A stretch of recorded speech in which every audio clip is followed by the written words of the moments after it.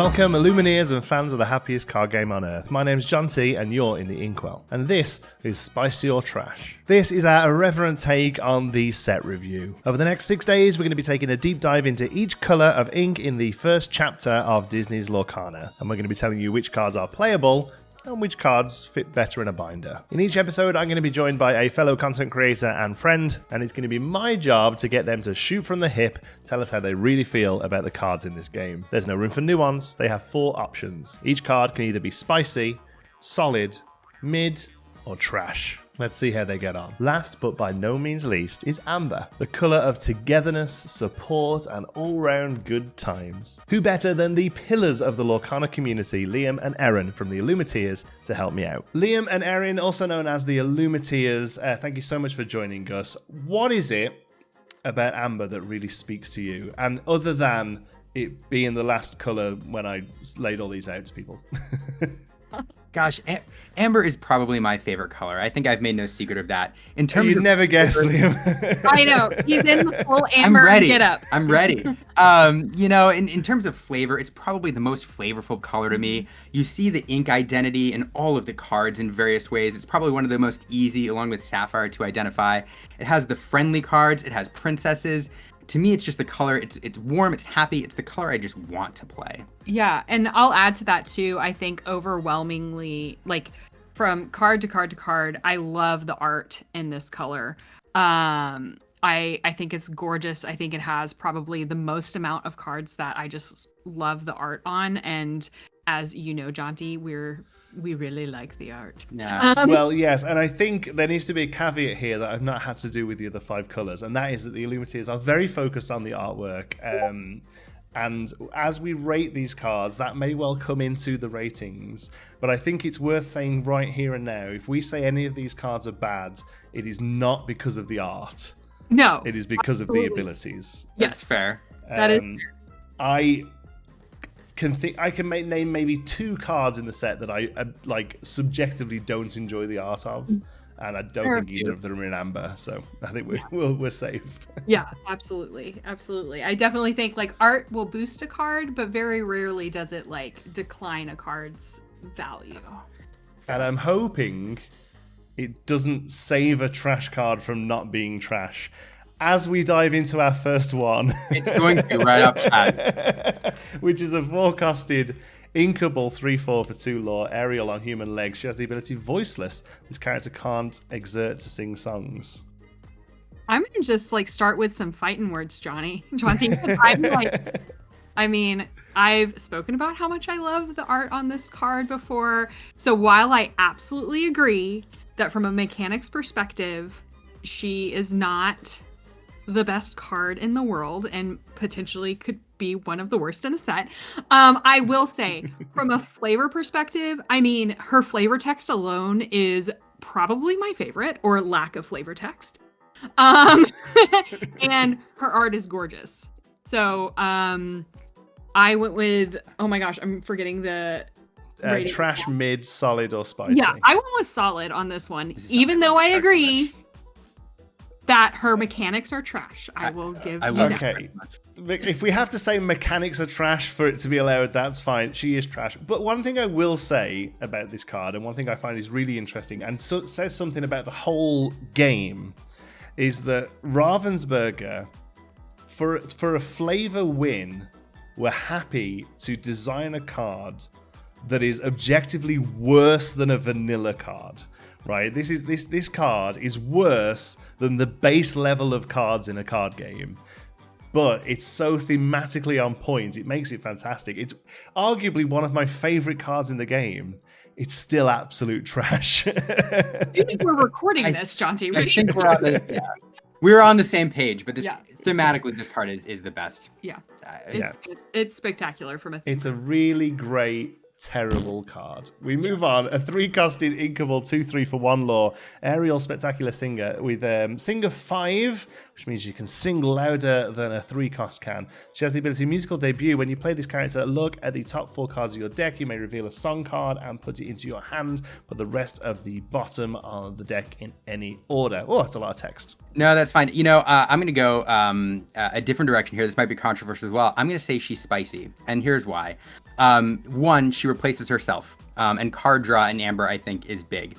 Two, I think we're seeing a lot of song mechanics, song synergies in Amber. It's definitely going to be the singer color. She sings for 5, so on turn 4, in turn 5, she's playing your song cards for free. You get that card draw. And then based on some of the other Ariels we've seen, I think you're going to see a Floodborn Ariel later on. And she's a great 3-turn drop in order to set the stage for that, even though we haven't seen her yet. But I love that she replaces herself. She's going to be a staple in song decks. And I think she's going to be a must-play in Song Synergy decks. I don't think that's a hot take at all. I think she's absolutely spicy. Again, very thematic, but again, does just great. Anything that gives you card draw. Any card that says, here is the outcome, but also I let you get to the outcome is incredible. I mean, arguably one of the strongest cards in the game at the moment is Belle. Strange, but something. Strange. The Strange Bell card, and she is, if you have loads of ink, she's super strong, and here's how you get loads of ink. So when you've got the engine and the payoff on the same card, it's fantastic, and that's exactly what you've got here. It's not quite as huge as that, but basically I can sing a big song, let's go looking for it. That's great, man. It's a fantastic card. 100% spicy. I don't disagree with you there at all. 2-costed Inkable Action Song. Be our guest. Look at the top 4 cards of your deck. You can take a character card and put them in your hand, and then put the rest on the bottom. Yeah, so I took this one. I mean, first of all, once again, leading with our strong suit, the art on this card is absolutely gorgeous. I think it depicts that like crescendo moment in the song, in the movie, just perfectly well. I love like Mrs. Potts and Chip in the background. I just think it's a gorgeous card overall.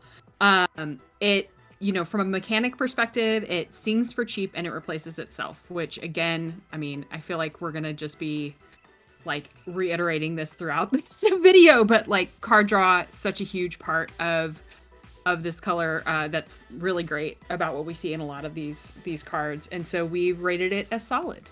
I think it's probably solid. Like a Virgil high mid.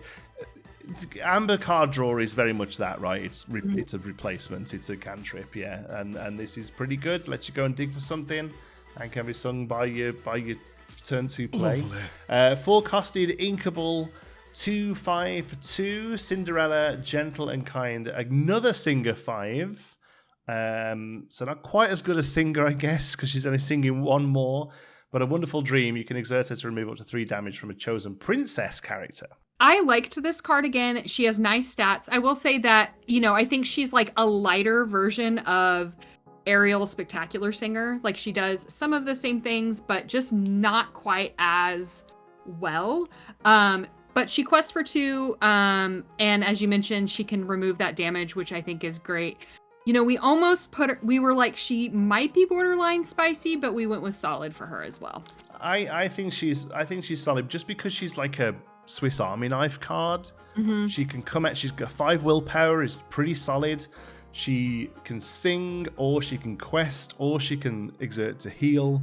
Like any board situation, she can come down and affect it well, and I think she's a perfectly acceptable solid.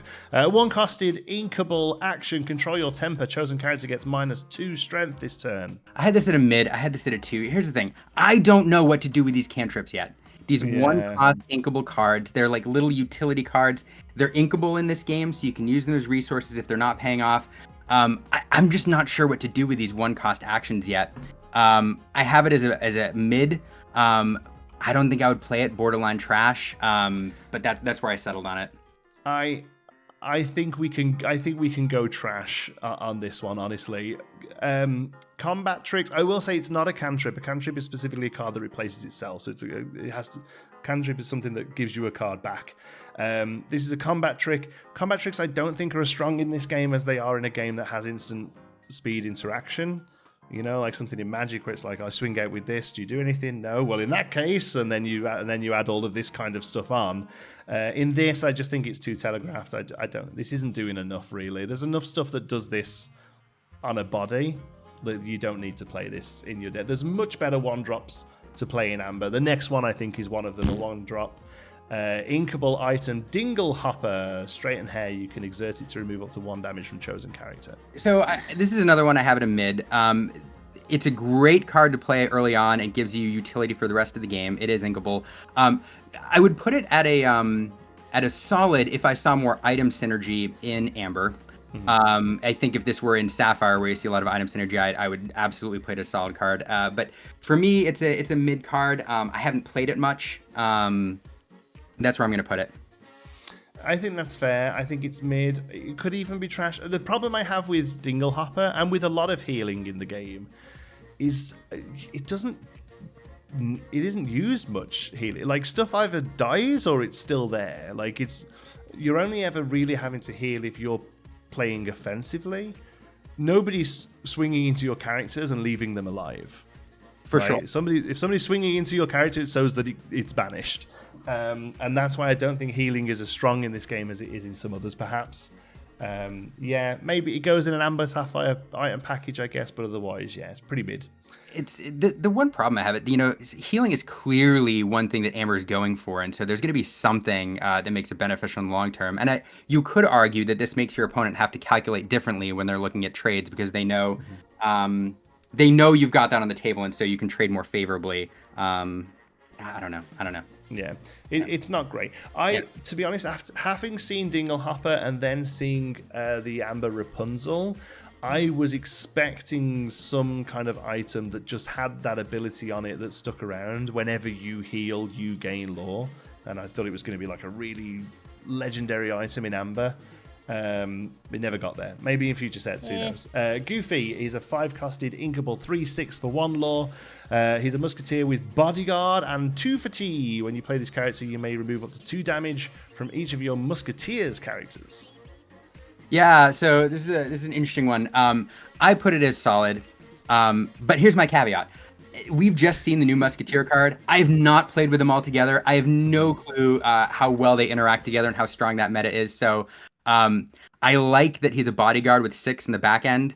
That makes him a little bit trickier to take down, protects your characters.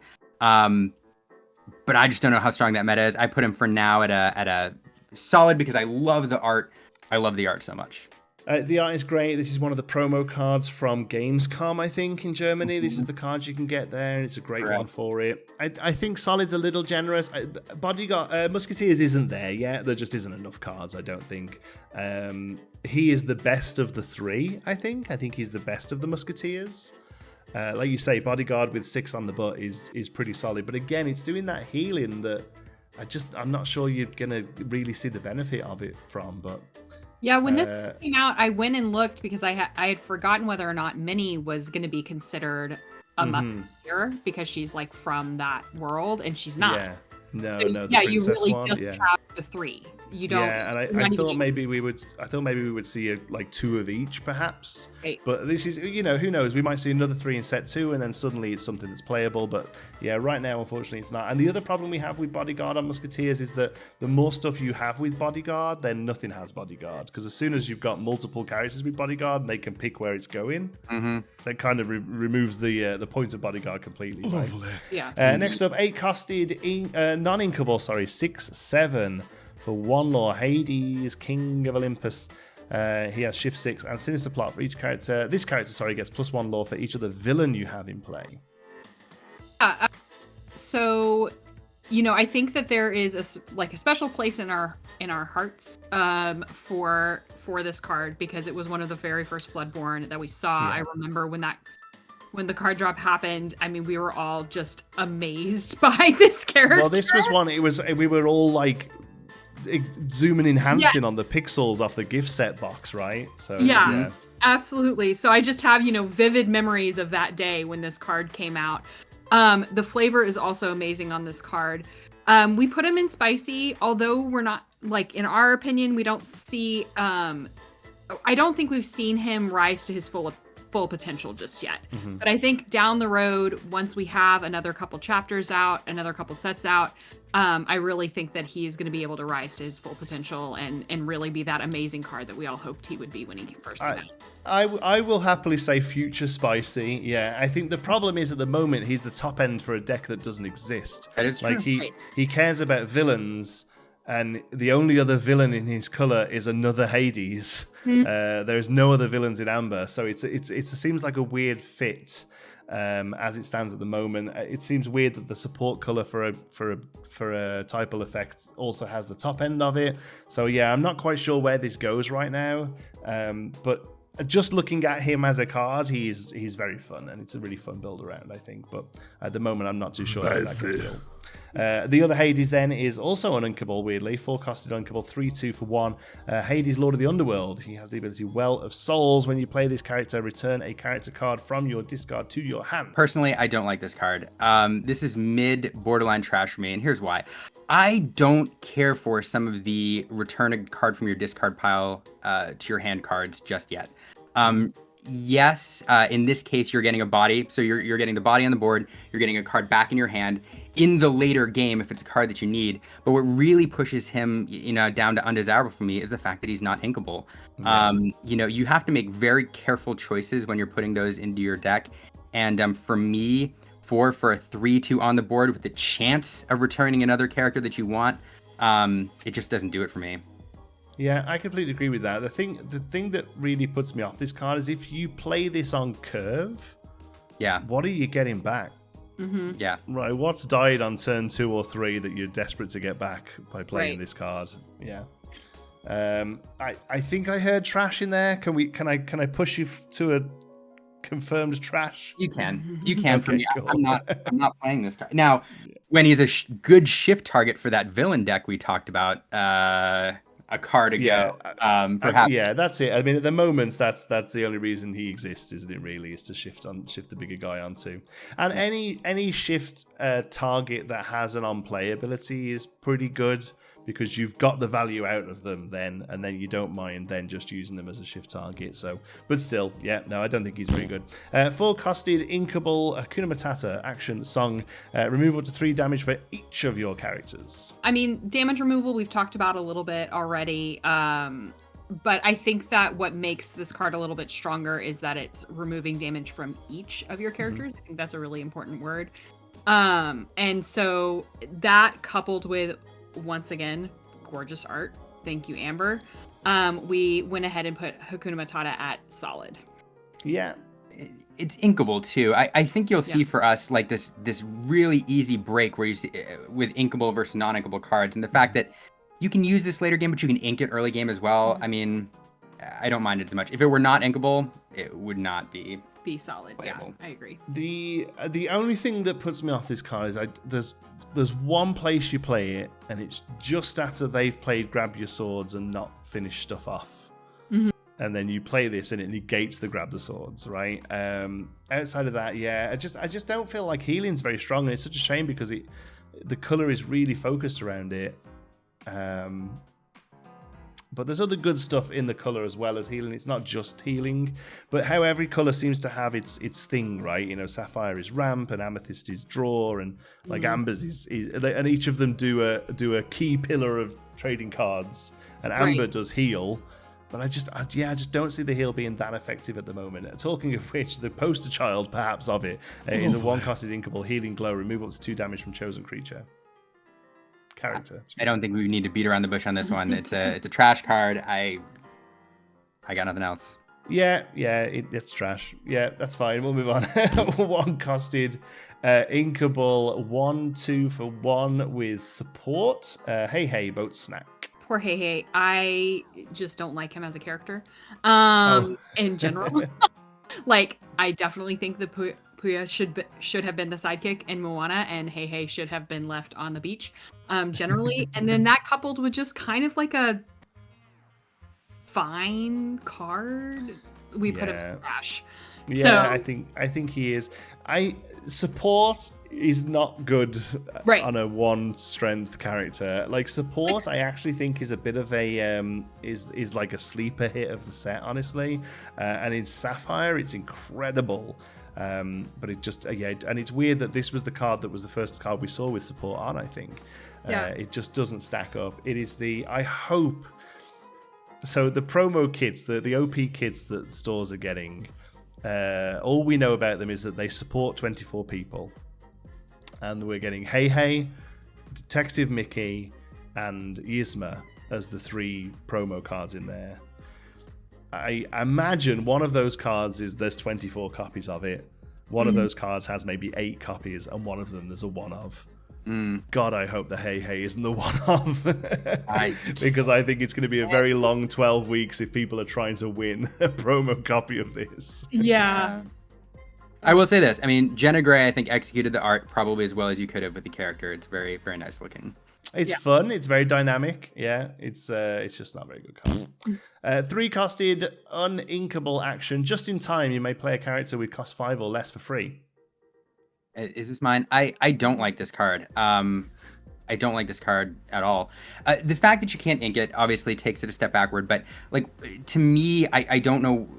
It gives you an edge at a very, very particular point in the game. On turn 3, you can play a 4 or 5 cost card if you have it in your hand.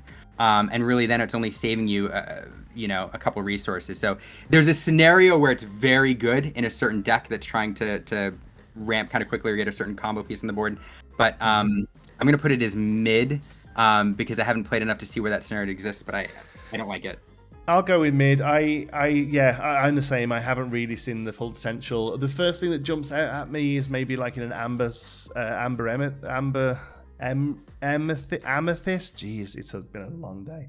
Amethyst deck that gets like a big rush character out earlier. Because even getting the character out early, it doesn't necessarily mean it's doing anything for a whole turn, right? So, but I think again, great art. They picked this one for a playmat, right? So they're digging it, but not great. 2-costed inkable lantern is an item. Birthday lights, you can exert it, tap, pay 1 less for the next character you play. Yeah. So I guess I'll go ahead and just say we did rank it at a solid, and here is why. This was a tough debate between us. We were trying to debate between mid and solid. So I mean, it saves you an ink pretty much for the rest of your game. Once you get it on the table, it makes all your characters cheaper. Downside, it's not inkable itself, which again is frustrating and makes you think twice about whether or not you're going to put it in your deck. But also, I mean, ARIEL just did such a spectacular job on this piece. It's lovely. Yeah. So again, letting the art weigh into it is where we finally came out in the wash as a solid. It's a tricky one, this, because the ability is very good, especially in a deck like in the Stitch decks where we're getting lots of cheap stuff out. You can get even more of them out, but it's such a jump back on the tempo. Like on turn 2, I want to be putting a 2-drop character out in those decks, right. And that's the only thing that really puts me off this, is that you're taking a turn to then make later turns better, and maybe that's okay, but in an aggro deck that Amber seems to want to do a lot of, I'm just not sure. The art is amazing. This is what I want on a playmat. This is the sort of thing I want on a playmat from Lorcana. This is gorgeous. But yeah, I'd maybe even push that down to trash, but it's cool. I'll go with a lower mid. 2-costed inkable 1/2 for 2 lore LeFou Bumbler. If you have a character named Gaston in play, you may pay 1 less to play this character. Is this mine? Yes. I also don't like LeFou. What did I put him at, a mid or trash? You put him in trash. I put him in trash. He quests for 2 lore, which is nice. But to get his payoff, his ability, you have to have a Gaston in play. We don't have many Gastons yet. I don't see building around him. Maybe one day in that villain deck we talk about, but there's other things I'd like to do for 2. Something with a little bit better stat line. And I don't like him. The 2 lore is nice on a 2-drop, but yeah, his ability is awful whenever you have a character named Gaston in play. The problem is you're never going to have a character named Gaston in play because there is one and he's awful. And he's not in Amber. So this currently goes into one very bad deck.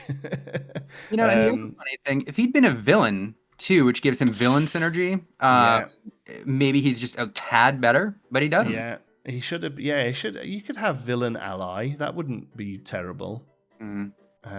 Yeah, maybe, but yeah, as he stands, is not good. One costed, uninkable, 1/1 for 2. Lilo, making a wish. Yeah, I mean, we love these cards that you can drop on your first turn, and you're already, pulling in lore. So that coupled with once again the art, I feel like I got all of the good art, the like spectacular art cards. I love the sky in this piece. I love how she did this. The sky meeting the mountains is so gorgeous. Yeah. We put her at a solid as well.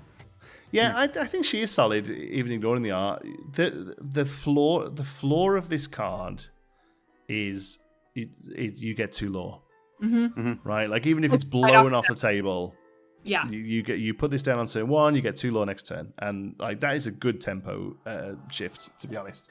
Well, even then, you're forcing your opponent to deal with it as well. So even if she does get taken off right off the bat, that is a turn that character your opponent used isn't questing. So, yeah, exactly. It's lore denial as well, so it's even bonus. It's uninkable, but I think I'd still throw this down like any point in the game. If I'm on turn 8, I'd still just throw this down and just cool. I might get 2 lore next turn. That's enough for me. I think maybe I'm misjudging that, but for me, I have no problem with this or the amethyst. Is it one of the Maleficents? It's the same stat line basically. I have no problem with playing either of those. I don't think. No, I mean, I think on turn 8 with theoretically, how much ink you should hopefully have in your well at that point. I mean, it's basically a free 2 lore. Yeah, exactly. Yeah, it's like, well, whatever I'm playing, I can probably squeeze this out as well. Exactly. You maybe wouldn't like to top deck it, but if you've already got stuff in your hand that you can play, you can squeeze this out too. I think it's just extra value. Lovely. 5 costed, inkable, 4/5 for 1 lore, Maximus Palace Horse. He has bodyguard and support. For this Maximus, we thought he was really versatile. I mean, you can play him as a bodyguard, you can play him as support. You can quest with him. He's just a versatile card. He's a little bit expensive in our opinion. You can also ink him, but yeah, he's a little bit expensive. We put him at a solid because he's a Swiss Army knife. Yeah, like he's Jack Reacher. Bodyguard and support are great. If you just said spicy, I wouldn't have disagreed with you, honestly. He was borderline. I genuinely think he could be. I think he's in the right deck. He's great. He's 1 lore, but I don't think you're really questing with him. You're most likely, well, no, maybe you are wanting to question. If he had 2 lore on him, he would 100% be spicy. Yeah. No, but still, bodyguard support is really good. It's going to let something else trade really nicely. If the thing does survive, you're dealing with him before you deal with that. Really good. Compared to the other version, is a 3 costed, inkable, 3/3 for 1, Maximus Relentless Pursuer. He has horse kick whenever you play this character. Chosen character gets -2 strength per this turn. I want to like this card. Again, I'm going to call them combat tricks, even though, as you suggested, they're not the same. It is a combat trick in the fact that it's affecting the combat, but it's not. It's the trick bit kind of falls down when it's not like combat effect, as it were. Yeah. I want to like this. I think there are times you're going to be happy to draw this and get a more favorable trade. But I think, other times you're gonna hold it in your hand waiting for that moment. There's other things I'd like to do with 3 ink. If he quested for 2, I'd like him a lot better. But as he is, I'm gonna put him in mid. I think he's mid. I've found him doing work in the starter decks, to be honest. But I think after that, I'm not sure he sees that much constructive play. Like you say, 3, there's a lot of stuff in 3 in Amber that you want to be playing. Or even just you get an item out and play 2 2/2s the next turn, you probably get more value out of it, honestly. Another 3 costed, inkable, 3/3 for 2, Mickey Mouse True Friend. So, we put him at a mid. He's mechanically fine. I don't even know if you could call him fine because he doesn't do anything. Vanilla. He's a vanilla, right? Yeah. But he's one of the cards that I think is going to pull in new players and really speak to them. I mean, he just makes me happy having this truly classic Mickey appear in the game. I think was a really, really smart choice on Ravensburger's part. and I think will speak to a lot of new players. And he's also just what will also speak to a lot of new players is he's not overly complicated. He just just does what he does. A really great point, actually, and not really one I thought about. He's mid, he's vanilla. It takes a lot for a vanilla not to be mid, honestly. It takes a lot for a vanilla to be so bad it's trash or so good it's solid. That's perfectly acceptable, I think.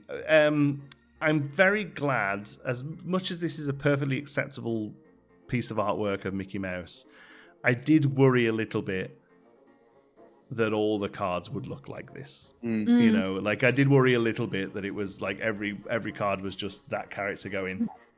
No, I agree with you. You know, if every card did look like that, it would degrade this card. Like the fact this is fine. It does the job, like you say. It is the ultimate baseline in both mechanics and art and what the game is and everything. It's like, here it is. Here's the Mickey Mouse that we need. Yeah. Let's move on. box check. Moving on. Yeah, exactly. He's a box check, very much so. Yeah. It is very good. It almost doesn't feel like part of the game. It is so out, but it's nice. But it makes me come on Disneyland. Yeah. I was just about to say, it feels like one of the only pieces of art where the character's looking you dead in the eye. But actually, the next two, I think, do, but feel a lot more natural in it as well. So the next one is a 2-costed inkable 2/3 for 1 Minnie Mouse Beloved Princess. Yeah, this one's mine, right? Yeah, it's fine. It's fine. It gives you a decent stat line for 2. She's only questing for 1. I don't know when you're super happy to play this though, other than in a princess deck because she does synergize with princesses. It's the princess. So fine isn't one of the 4 options I gave you, Liam. That is true. She's mid. I'll put her mid. But yeah, the princess tagline saves her here. I think totally. Yeah. Like you can quite happily play her in a princess build, I think, along with the next card, and you'll get the value you need out of her because she's a body that says princess, I think. 5-costed inkable 1/6 for 3 lore MOANA of Montanui. We can fix it whenever this character quests. You may ready your other princess characters. They can't quest for the rest of this turn. So we definitely think that she is spicy. Spicy. I mean, when she came out in January, like, amazing. I don't want to say game over because it wasn't game over. It was just beginning.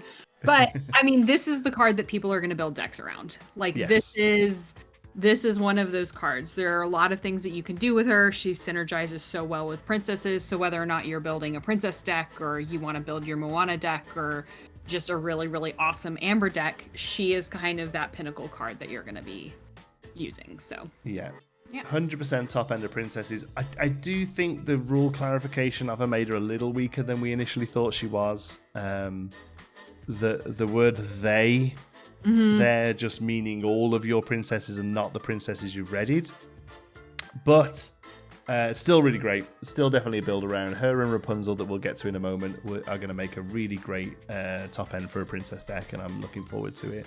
3-costed inkable 2/5 for 1 Mr. SMEE. I like this card probably more than I should. I actually put him at solid even though he's vanilla only because I love that 5 stat line. I really do. Yeah, I suppose like 5 is the break. Like 5's over the breakpoint really. 4 is the breakpoint really, right? 4 pushes you into the mid game, but right. So I mean, he's doing one of 2 things for you. Either you're dropping him on turn 3 and you're going to get a couple turns of single lore out of him while your opponents try to take him down with his 5 willpower, or he's running into a few cards for you. So I mean, cleaning up some 2/2s most likely. I think. I mean, he's solid borderline mid. He's right at that breakpoint, but. Having a 5, willpower on turn 3, I kind of like it. And we don't have a ton of pirate synergy going on right now, but I think that, he's going to be able to build into that once. It's definitely worth remembering, although I think the majority of the pirate stuff still seems to be in Steel and Ruby. Yeah. One when I saw this card and a couple of the other Captain Hooks that came around the same time as this,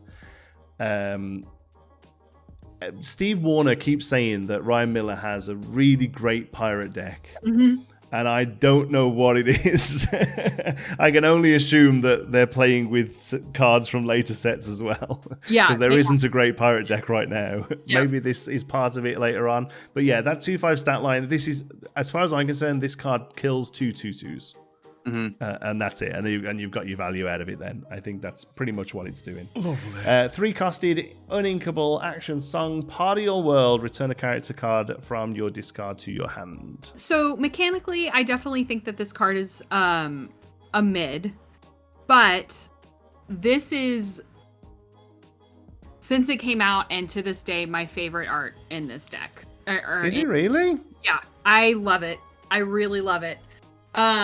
You know, Tink gave her or gave it a run for its money for a while, but I think after I sit with it, it is just, I love this art. I love that it's a grand piece to me. Like, this is something that I want to see blown up on a playmat or just larger, and I can zoom in and look at all of the details all day long. So I put it at a solid because of that reason. Yeah. It's, you know, gameplay again. I mean, I've said, you know, before how I'm not a huge fan of things that bring cards back from your discard pile to your hand. I mean, it sort of replaces itself in the right scenario, but it's uninkable, which makes it a problem. But I also love this. There's very few Lorcana pieces of art that give you this big sense of scale.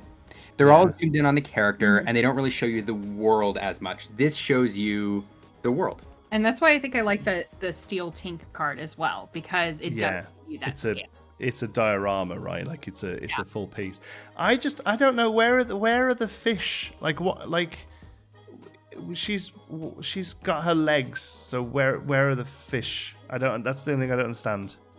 They're a dream. It's this blending of two worlds. I don't know, but it's good. No, I mean, I view it as like her like kind it. of coming out of the ocean and being then a part of like the human world and so like. And the Sea World at the same time. Yeah. That's what I thought you were going to say, was that the camera's in a fish tank looking out. Perhaps. This is the better of the character recursion cards, because even though it's uninkable, it's technically free later in the game. You can play this for nothing, and at any point in the game you can play this, and it gets you as much value as it would any other time, depending on what's in there. So, like, it's not awful. But yeah, it's not great. 4-costed, uninkable, 3/3 for 2. Prince Philip.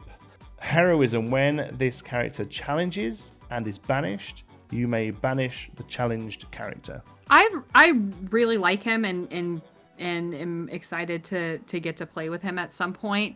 I think he's great kind of in late game, being able to kind of threaten those big baddies that you come up against in the late game. If he were inkable, I think we would have put him at spicy, but because he's not, we have put him at solid. I mean, he's the closest thing you've got to hard removal in Amber, right? Like, he's basically a 4-costed.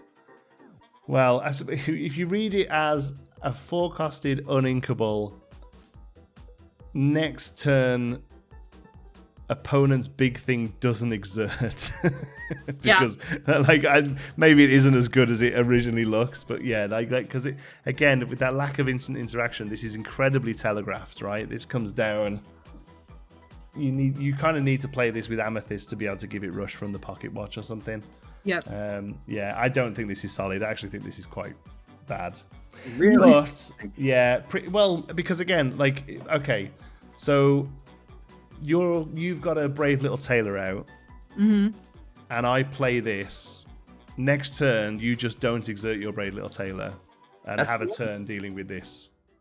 Like, it's still not terrible, but that's the flaw of this card, is an uninkable card that says they don't exert for a turn while they deal with it.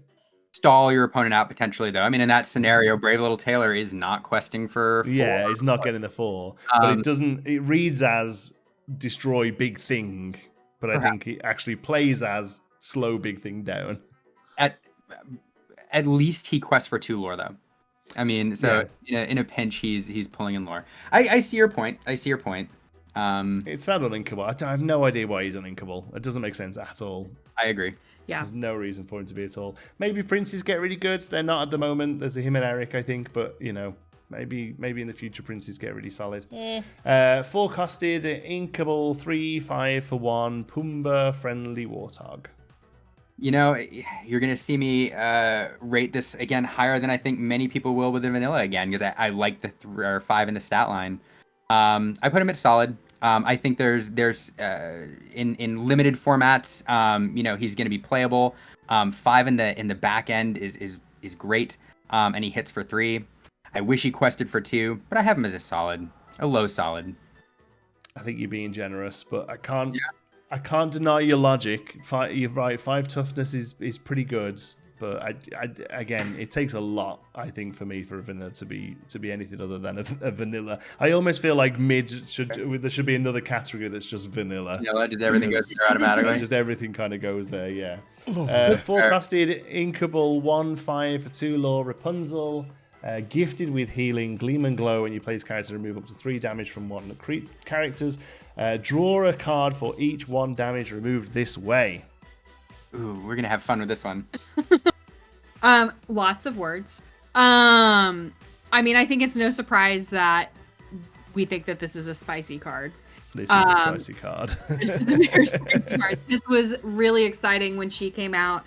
I mean, she has card draw, she quests for 2, she's a princess, she's a hero, and then again the art is gorgeous, which just adds to that. But she's, again, like Moana, like we said with Moana, she's a card that you build your deck around. Yeah, the 2 of them are the really top end of a princess deck. You have to think about playing this relatively offensively. This is played just after you've challenged to get that heal instantly and the card draw again. But yeah, really great. I kind of wish she was super rare. I think she's going to be really hard to get hold of. Mm-hmm. I think she's going to be crazy expensive. We were saying this about the Spirit of Winter Elsa card. Like, we often talk about these cards in the bubble of being able to scroll through a website looking at them, and we'll build decks out of them and stuff. But we have to remember that in a couple of weeks, people are going to be opening nowhere near enough of these products. There's not going to be anywhere near enough for people. And most people are going to be playing with, like, starter deck plus, right? Like, you know, starter decks with the handful of cards they've opened. And I think getting a play set of this card is going to be incredibly difficult, unfortunately. Yeah, I think you're right. So what makes it challenging for her as well is Moana is going to be super desirable. She's playable in princess decks. This is playable in any Amber deck on turn 4 for a 1/5 with a possibility of drawing 3 cards. It's just going to be a staple in almost any Amber deck. I think so. So it's a good point. It is interesting, Jonti, you talking about like once the actual cards come out, because we have been thinking in such this bubble and we haven't had to think completely about card scarcity. Yeah, that's it. I mean, we're all doing. I mean, I'm recording, deck tech videos, and I'm like, you want 4 giant Tinkerbells, and and it's probably just not going to happen really, unless you're rich or incredibly lucky. Yeah, absolutely. 2-costed, inkable, 2/2 for 1. Sebastian with Singapore. Yeah, I think it's mine. Not a huge fan. I'm a big fan of the song meta that we're going to see, the song decks we're going to see in Amber. I don't think it's not quite there yet, but they're clearly building towards that mechanic. The thing with Sebastian is, he's a 2/2, he's questing for 1, and at most he gives you a little bit of an edge in turn 3, maybe turn 4. I don't know. I just don't see the value on the board to make the Singer ability worth it. I mean, at the minute, the only thing he really sings at a benefit is Hakuna Matata, and if Hakuna Matata needed to heal him, he'd be dead. So there's no real synergy there right now. Obviously, other colors, obviously we play 2 colors together, but we're trying to think of these colors in a bubble, and there's probably other stuff that he does quite well, like I could play him and on turn 3 sing Friends on the Other Side and draw some cards, and that would probably be pretty good. Amethyst Amber is quite strong, and that's not a terrible line for him, but yeah, otherwise I think he's pretty mid. The thing with the Singer cards is if you're setting them up, they're great later game when you're playing cards for free. If you're setting them up, if the purpose of putting them in the deck is to set you up for like a turn 3 or 4 song combo, you have to draw that combo to make it worth it. Yeah. And it feels good when you do, but it really doesn't feel good when you don't. Yeah, especially if you like having to aggressively mulligan for it. Two costed, inkable, 2-3 for 1. Simba, protective Kirby has bodyguard. Yeah, he's again, we're using the unofficial rating system of he's fine. He's a bodyguard. That's Yay. mid. That's mid. Yeah, Mid is the word for that. Yeah, it is mid. He's fine. I mean, what is he guarding on turn 2? But I mean, him looking after a Lilo is pretty nice. Him looking after a Maleficent is pretty good. Him looking after... Yeah, that's it. I was going to say Pascal, but Pascal gains the evasive, which is almost just as good, really. Yeah. He's fine. Yeah. Bodyguard in general, I mean, even if you play him later, they've still got to get him off the table before they can swing into, a 2-drop bodyguard protects a 6-drop just as well as it protects a 1-drop, right? Like it still needs to be dealt with. So I don't think he's terrible. I think you could maybe even push him up to strong. I'm convincing myself the more I talk about him. He's fine. Yeah, he's fine. He's fine. 7 costed, inkable, 4-8 for 2 laws. Stitch, carefree surfer. He has the ability Ohana. When you play this character, if you have 2 or more other cards in play, you may draw 2 cards. I love this card. I love almost everything about this card. I wish he was... So he's expensive. He's expensive, and he doesn't quest for very much. There's an argument to be made that he's not spicy because you have to set up his card draw, and it's not going to hit every time. And so late game, 7 cost for a 4-8 that only quests for 1 isn't great. But the art is... I'm sorry. The thing I'm looking at has 2 lore, but it's been confirmed as 1, right? I think so. Yeah, we're on the Lorcana app. So, but it's a weird thing where it's been searched for. And really? Yeah. So if you search the Lorcana app for 2 lore things, he comes up. Oh, interesting. So even the Lorcana app doesn't know. But I'm pretty sure Ravensburger in the Discord, Team Lorcana in the Discord did say, and I can't remember. And that it's not necessarily clutch, honestly, whether he's 1 or 2. I think you're right. I think he's a little overcosted. If he was a 6-drop for 4-6, I think he'd be much more playable. I think the 8 is just too much. I don't think it needs to be an 8 on the back end there. You're really counting on the 2 card draw to make it worth it. Yeah. But I love the card. It's a solid borderline spicy for me, or spicy borderline solid.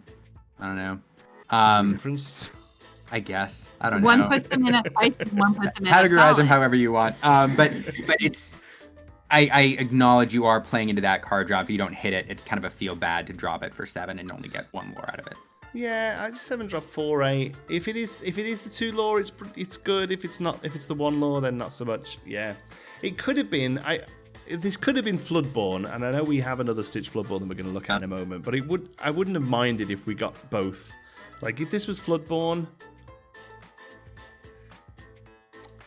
Because you need 3 things then for the card draw, I suppose. You need 3 things in play. I don't know. Yeah, maybe I'm trying to make it better than it is. I'll say solid. Probably out of all of them, it's a strange one. This and Gantu are strange ones for, was it Legendary? Gantu's just trash. But this one is not that bad. But it's a bit of a win more card, I think. If you're on turn 7, you're throwing him down. There's already 2 stuff out. Yeah, I don't know. Yeah. 1 costed... Inkable 2-2 for 1, Stitch New Dog. Vanilla. And I think on the low end of vanilla is kind of what we decided. And then the art doesn't blow me away. The art is good. It's not spectacular. So we actually put this vanilla card in the trash pile. That's really interesting. I find that fascinating because this... Well, this is a cycle, right? So we have a 1 costed 2-2 for 1 lore in all the colours. Mm-hmm. And 4 of them now have been mid. Mm-hmm. Flounder was trash. I'm so shocked. According to Jacob from Ready, Set, Draw. But every time we've talked about the one from the colour in this set, I've said, well, they're all mid because they're just a turn 1 vanilla. I said, apart from the Stitch New Dog, who is arguably slightly better as the shift target for Rockstar. Mm-hmm. So I actually had him as mid but like towards the higher end of mids. That's really interesting that you've gone with trash for him. It isn't. He's trashing as much as all of them are, really. I guess there's other things that you will play on one, unless you're playing the Stitch Rockstar deck, and then this is exactly what you want to see, really.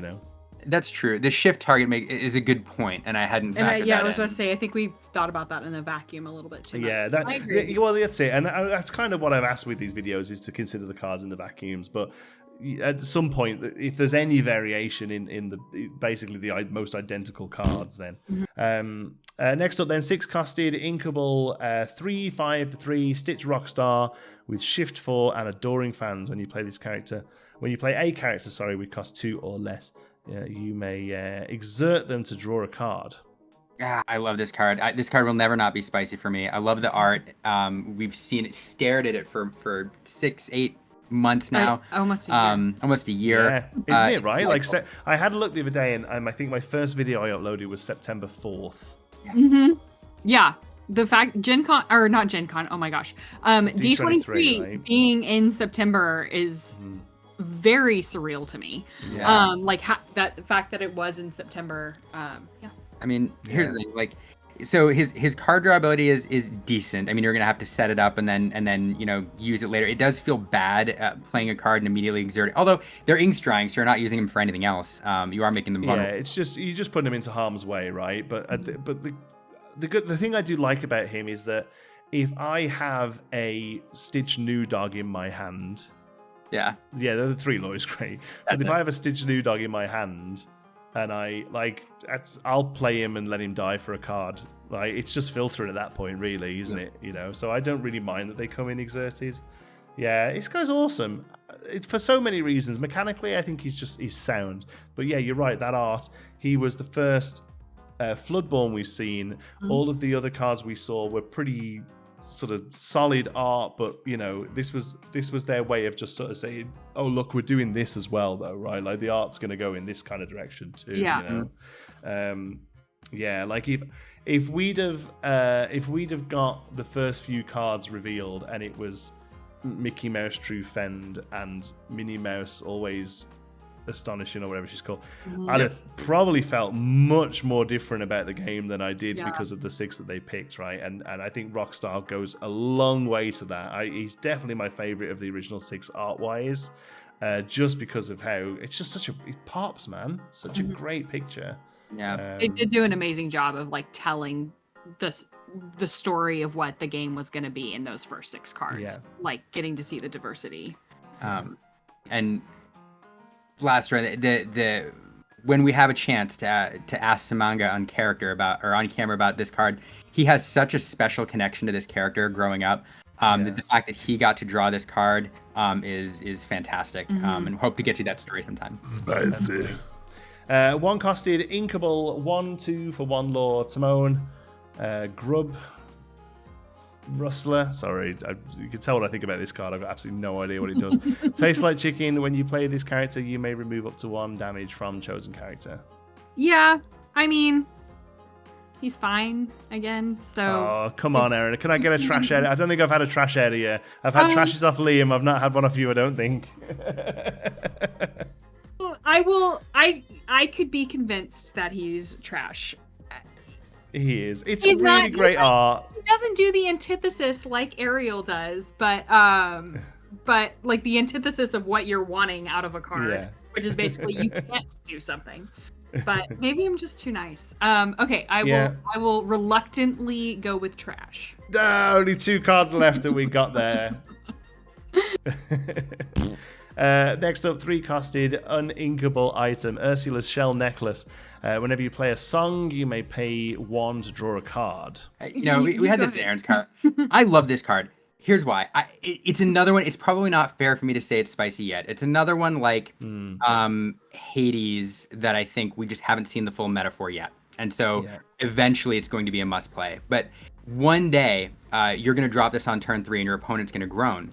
Because when your deck has 20 songs in it, and you're drawing 2 or 3 cards per turn, or exerting, playing a song, drawing a card, another song, playing that song, it's going to be nuts. And you get 2 of them on the board, and it's going to be crazy. It's a high solid for now. I want to say it's spicy, but I love the art, and I can see where they're going with it. I think, yeah, possible future spicy is perfectly acceptable for this. At the moment we don't have that critical mass of songs yet. Yes. You're most likely playing 2 in your deck at the minute, so you're most likely, best case scenario, using this to draw 2 more cards during the whole game. But yes, there definitely is a song deck on the way. What we really need to see is a song that gets you close to your win con, because at the minute, characters win the game. Songs don't win the game. Songs give you bonuses, they give you extras. Whole new world? Even playing all 4 of them doesn't get you there. That gets you halfway through the deck, just under. Are you talking about milling them? Is that what you're saying? You can mill them out? Well, it's a very good card. But I don't know. But it doesn't win. It doesn't get you. It doesn't get you that win con, right? Like it's. They're good. Songs are great, but they're support to a deck. If we ever see a song that says characters gain +1 lore this turn, then now you're talking. Then we have a song deck. Yeah. Yes. Most likely when we see that song. Yes. Then you're talking. Then we've got a song deck. We finish on an action. 4-costed Inkable. You have forgotten me. Each opponent chooses and discards 2 cards. I put this as spicy just because I'm mean. I correct me wrong. I mean, this is the only hard discard we've seen, correct? So Sudden Chill is opponent discards 1, and then a handful of Emerald does it as well as part of the thing. But yeah, I've joked on a few times on different podcasts. It amazes me that the best Emerald card is in Amber. Yeah. I don't know why this is an Amber card at all. This is exactly what Emerald does. Emerald is all about discard. I don't know why this is Amber. Yeah, and each opponent too. I mean, in multiplayer games, it's just a mean card to play. If you're building around discard, I think this is a 4-of in a multiplayer deck. Yeah. I just like this card. I'll go spicy. I'll go spicy with you on this one. I love it. I'm a big fan of getting people to discard. And in foil, his eyes glow. Wow. It's so cool. Spicy. So, out of all of those, we had quite a few spices. We had probably a few too many solids. But let's be honest, we kind of guessed that Liam and Erin were going to be a little bit soft on a lot of these. But we got more trashes than I thought we would. I'll be honest with you. We got more trashes than I thought we would. I was proud of our trash ratio. I think you did pretty good. I do. Out of all of the spicy cards we see, though, which would you have as your super spiciest card in Amber? My super spicy card is Rapunzel. Rapunzel, gifted with healing. Yes. Absolutely. The thing is, people are looking at it as a Princess Synergy card. It's not just a Princess Synergy card. It's probably going to be a must-play in most Amber decks. It is potential 3 cards for a character that quests for 2 on the 4th turn. I think it's going to be expensive. I think you're right. Yeah, it is. Unfortunately, I think it is. Yeah, I think it'll have a good run in against Elsa Spirit of Winter as one of the most expensive ones in the set.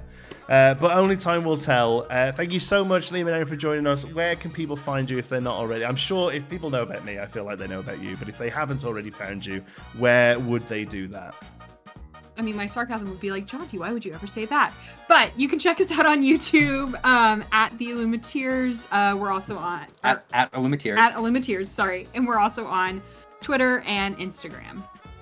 Awesome. Yeah. No, because we both started within days of each other. I think I'll never say that that certain content creators were the OG content creators. But if I was to say that, then you're looking at 3 of them right now. So I'm just, I'm not saying it, but if I was to say it, I would say it. But yes, you need to go ahead. All of those links will be down in the description as well. Thank you so much for joining us. And thank you all for watching as well. Remember to do likes and subscribes and all that. YouTube goodness. And what did we say? Isn't it? Sign off, catchphrase. Sign off, catchphrase.